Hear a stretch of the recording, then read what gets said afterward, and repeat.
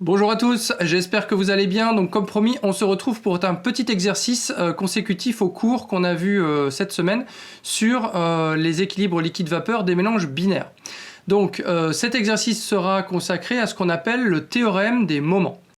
Alors le principe est le suivant, on va considérer le même type de système que celui qu'on a vu en exemple dans les deux cours précédents. Donc on a un cylindre, ce cylindre est parfaitement isolé, voilà, donc isolé thermiquement. On va avoir dans ce cylindre une certaine quantité de liquide qui occupera le fond du cylindre, ici. Et puis on va poser sur ce liquide une rondelle donc mobile, sans masse, parfaitement mobile, parfaitement isolante thermiquement et qui ne laisse donc pas passer la matière. Au-dessus de cette rondelle, on va appliquer la pression P0. Voilà, donc tous les éléments sont là. Dans le mélange liquide, évidemment, puisqu'il s'agit ici de travailler sur un mélange binaire, on va avoir un mélange de deux composés A et B. Donc là, on ne va pas les spécifier, ça n'a pas vraiment d'importance pour l'exercice qu'on va faire. Donc on va supposer qu'on connaît au départ la fraction massique en composé A. Donc je vais noter X0, c'est la fraction massique en composé A initialement. Alors, on va également noter T0, la température initiale. À ces données-là s'ajoute la connaissance du diagramme binaire du mélange. Donc, on va avoir un diagramme binaire ici qui ressemblera fortement au diagramme binaire qu'on a utilisé la dernière fois. Donc, avec ici, en abscisse, je vais mettre la fraction, donc X, du composé A. En ordonnée, la température du mélange. On va supposer que le composé A, comme la dernière fois, est plus volatile que le composé B, ce qui fait que quand on n'a que du A pur, on a une température d'ébullition plus basse que lorsque le B est pur. Et puis, donc, entre les deux, on va avoir un fuseau, comme la dernière fois. Alors, on démarre donc avec une température T0 connue, ici, et une fraction massique de A qui est connue, donc on a noté X0. Bien, donc maintenant on va faire exactement la même chose que la dernière fois, autrement dit on va réchauffer l'ensemble, donc pour ça je vais placer un chauffage ici en bas, et puis donc on va progressivement voir la température du système augmenter jusqu'à atteindre la température d'ébullition. Alors cette température d'ébullition on va lui donner un nom aussi, on va l'appeler TE. Ici, une fois que cette température d'ébullition est atteinte, on va voir apparaître une phase liquide, une phase gazeuse, pardon, ici à la même température sur la courbe de Rosé. Puis on va augmenter la température, donc on va voir cette phase, la composition de la phase gazeuse évoluer le long de la courbe de Rosé jusqu'à être à la verticale du point initial. Alors, simultanément, la phase liquide, elle, va évoluer sur la courbe d'ébullition jusqu'à complètement disparaître. Et la dernière phase de l'échauffement, c'est l'échauffement de la phase gazeuse ici en haut. Bien, alors je vais donner également un nom à la température de fin d'ébullition ici, je vais l'appeler TV. Alors ce que l'on va imaginer, c'est qu'en fait, on a la capacité initialement de peser la quantité de liquide qu'on a introduite dans le cylindre. On a également la possibilité de mesurer la composition de la phase qu'on a introduite initialement, donc connaître le X0. Et ce que je voudrais, c'est savoir s'il est possible, à partir de toutes les données que je vous ai fournies ici, et de la seule connaissance de la température du mélange à un moment donné de son ébullition, s'il est possible de déterminer la masse de mélange qui reste encore à l'état liquide dans le système sans avoir à l'ouvrir. Alors je vous donne quelques secondes pour faire pause et puis prendre le temps de réfléchir à cette question, et on se retrouve donc juste après pour la solution. Première, troisième, première. 10, 1, 25, 9, 3 et 6. 595. Donc c'est bon, vous avez réfléchi au problème, très bien. Alors la réponse en fait est relativement simple puisque c'était un petit exercice piège puisqu'il n'y a pas de solution. Il n'y a pas moyen de trouver la composition du mélange et les masses de liquide et de vapeur à partir des seules données dont vous aviez ici connaissance. Voilà, bah écoutez, j'espère que vous n'y avez pas passé trop de temps et puis voilà, j'espère que la vidéo vous a plu quand même et je vous dis à très bientôt pour de prochaines vidéos. Ciao. Bon ok, c'était facile mais ça faisait un petit moment que je voulais vous la faire celle-là. Ok, donc non, rassurez-vous. rassurez-vous, il y a une solution au problème et on va la voir tout de suite. Alors si par contre vous n'avez pas encore trouvé la solution, ce que je vous propose c'est de vous donner 2-3 indices supplémentaires de façon à peut-être vous permettre de vous débloquer la situation et puis d'obtenir par vous-même la solution. Alors l'astuce en fait c'est de considérer des conservations. Ici les conservations de différents composés qui constituent le système au départ. Voilà, donc essayez de travailler là-dessus et puis d'en tirer des équations qui vont ensuite vous permettre d'obtenir la réponse à la question qui était posée au départ. Allez, je vous redonne quelques secondes si vous souhaitez de nouveau faire pause et puis on se retrouve juste après cette fois-ci pour la solution pour de vrai. Je donne la bonne solution. Je l'ai sur mon petit bout de papier. 9 fois 6, 54 plus 3, 57. Multiplié par 10, 570, plus 25, 595. Ok, donc cette fois-ci on y va. Alors ce que l'on va faire c'est qu'on va donc à la température T qu'on a fixée, déterminer graphiquement sur le diagramme ce que sont les deux titres associés à la phase liquide et à la phase gazeuse. Donc on va trouver ici et là. Donc cette fraction-là, cette fraction massique en A correspondra à la fraction massique de la phase liquide, donc je vais la noter XL. Celle-ci correspond à la fraction massique en A de la phase gazeuse, que je vais donc noter XG ici. Très bien. Alors, initialement, on avait une masse donnée de mélange. Donc cette masse donnée de mélange initiale, je vais la noter M0. Et ce que l'on va écrire dans un premier temps, c'est la conservation de la masse totale. C'est-à-dire que la masse de liquide à un instant donné plus la masse de gaz sera forcément égale à la masse qu'on avait initialement dans le liquide. Ça, c'est la conservation de la masse totale. Et je vais écrire une deuxième relation qui est la conservation de la masse, cette fois-ci de l'un des deux composés. Alors en fait, on peut le faire pour les deux, mais comme les deux équations sont interdépendantes, en fait, c'est pas la peine de prendre les deux. On va en prendre une seule. Donc ce que je vous propose, c'est de travailler directement sur A. Ce sera l'expression la plus simple. Donc ça veut dire que la quantité de A initialement présente, donc qui est égale à M0 fois X0, eh bien c'est égal à la quantité de A qui se trouve dans le liquide au moment de l'ébullition que l'on considère, donc ce sera égal à la masse de liquide multipliée par la fraction de A dans le liquide, plus la quantité de A qui se trouve dans la phase gaz, qui est égale à la masse de gaz multipliée par la fraction massique de A dans la phase gaz. Voilà, donc on a deux équations. On a deux inconnus qui sont la masse de liquide ici et la masse de gaz. Donc a priori on peut le résoudre. Bon, ça se résout même très rapidement. Alors ce que je vous propose, si vous voulez une petite astuce pour faire ça rapidement, ici nous allons multiplier en fait la première équation par XL et puis ensuite on fait la différence des deux. Donc ça va nous donner, donc si je prends cette équation ici, je vais le faire en couleur comme ça vous y verrez quelque chose. Donc je prends cette équation là et je la multiplie en fait par XL. Ça me donne M0 XL est égal à ML XL plus MG XL. Voilà, et donc vous voyez que si on fait la différence entre cette équation-là et celle qu'on a en dessous, en fait on va éliminer le MLXL, donc en particulier le ML qu'on ne connaît pas encore, et on n'aura plus qu'une seule inconnue qui sera MG.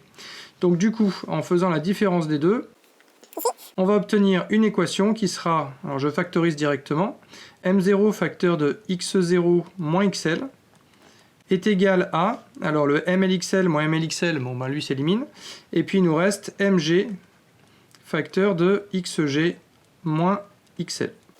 Très bien, donc ensuite nous, on a dit tout à l'heure que ce qui nous intéressait c'était la masse de la phase gazeuse, et en fait ce qui va plus nous intéresser encore c'est la fraction de la masse initiale qui est passée en phase gazeuse.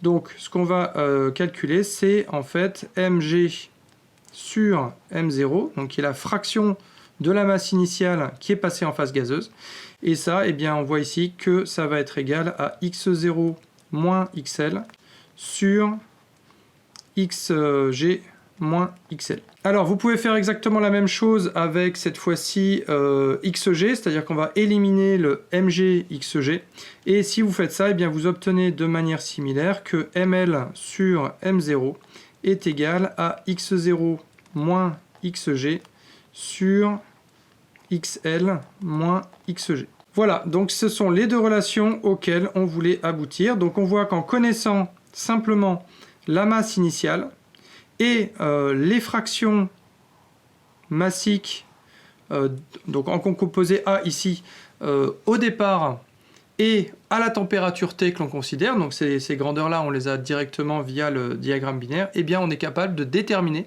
quelle est la part du mélange qui a déjà été vaporisée et quelle est la part du mélange qui est encore à l'état liquide.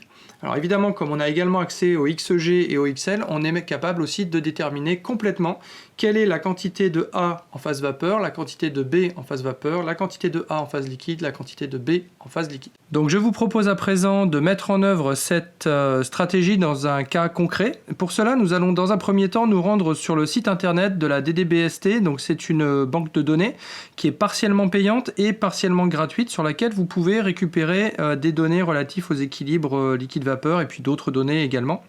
Donc lorsque vous arrivez sur la page d'accueil de ce site internet, donc je vous mets ici l'adresse web, vous allez dans Produits, vous allez chercher Free Explorer Version et vous allez dans Free Data.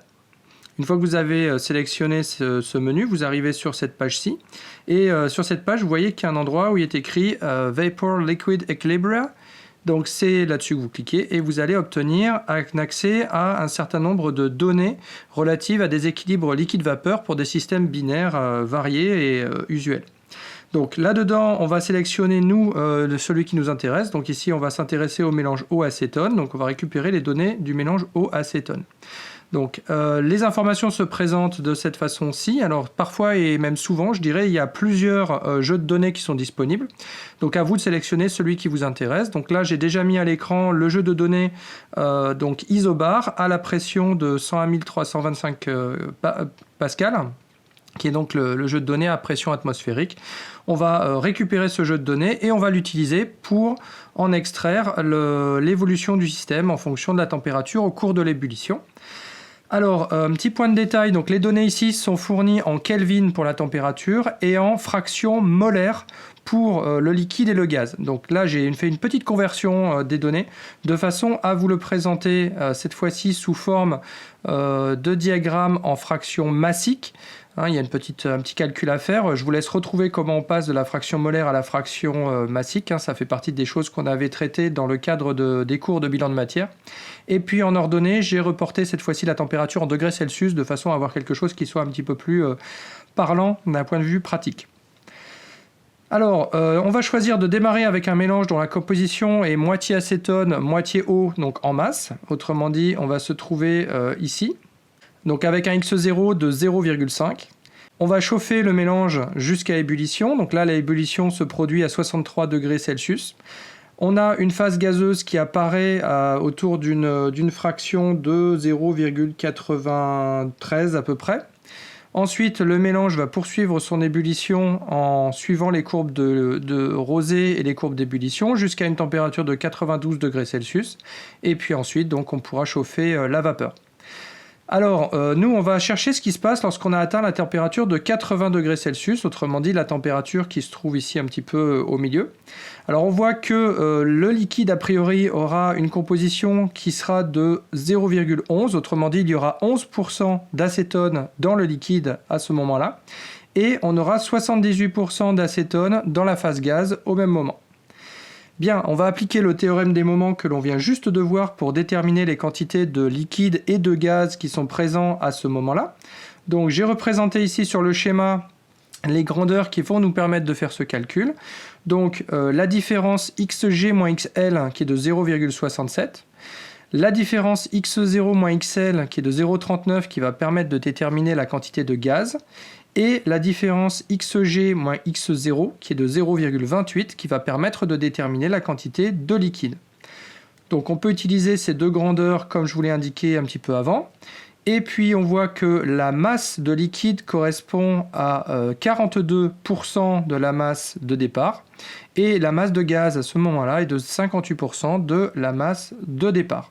Alors en termes d'exploitation, on peut aller un petit peu plus loin. C'est-à-dire que si on suppose qu'on a débuté l'ébullition avec 1 kg de mélange, donc avec 500 g d'eau et 500 g d'acétone ici, eh bien on voit que lorsqu'on a atteint les 80 degrés Celsius à l'ébullition, on se retrouve avec 580 g de gaz et 420 g de liquide. En plus, on sait que la composition de la phase liquide est de 11% en acétone et la composition de la phase gaz est de 78% d'acétone. Ça nous permet d'accéder en fait aux masses des différentes composantes eau et acétone des deux phases liquides et gazeuses. Donc on obtient dans la phase liquide 46 g d'acétone et 374 g d'eau.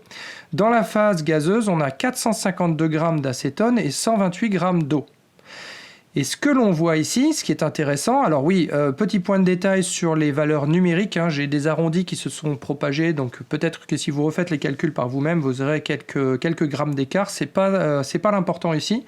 Ce qui m'intéresse, c'est de vous montrer qu'en fait, en faisant ça, on se retrouve avec, en phase gazeuse, 90% de l'acétone qui était présent au départ, alors que dans cette même phase, on ne trouve que 26% de l'eau qui était présente au départ. Ce qui veut dire qu'en s'arrêtant à 80 degrés lors de l'ébullition, en fait, on va se retrouver en phase gaz avec un mélange qui est enrichi en acétone par rapport au mélange qu'on avait initialement, tout en ayant des pertes en acétone qui sont limitées puisque l'on a perdu 10% de l'acétone qui était présent initialement. Voilà, donc ça me permet d'illustrer que grâce aux propriétés des mélanges binaires, on va pouvoir enrichir ou appauvrir la phase liquide qu'on avait initialement en l'indécomposé et suivant la forme en fait du diagramme binaire, on va pouvoir le faire avec plus ou moins de pertes. Alors on voit qu'on se retrouve avec un mélange en phase gazeuse par exemple qui contient 90% d'acétone mais qui contient encore de l'eau et on peut tout à fait envisager que on condense ce mélange et puis on le porte à nouveau à l'ébullition de façon à augmenter encore la quantité d'acétone, la portion d'acétone présente dans ce mélange. Voilà, et donc c'est exactement l'idée qui est sous-jacente au principe de la distillation qu'on verra un petit peu plus tard. Donc je vais vous déposer dans les jours qui viennent, je pense, un petit exercice, comme la dernière fois, un petit test numérique avec un tirage aléatoire de valeurs.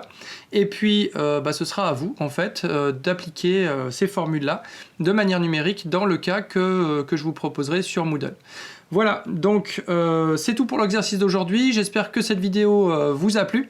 Et puis on se retrouve très bientôt, comme je vous l'avais dit, pour voir comment on exploite en fait les propriétés des mélanges binaires pour en fait séparer les composants de ces mélanges par distillation. En attendant, je vous souhaite bon courage et puis je vous retrouve très bientôt pour la prochaine vidéo. Ciao! Ah oui, partez pas, j'ai oublié de vous dire.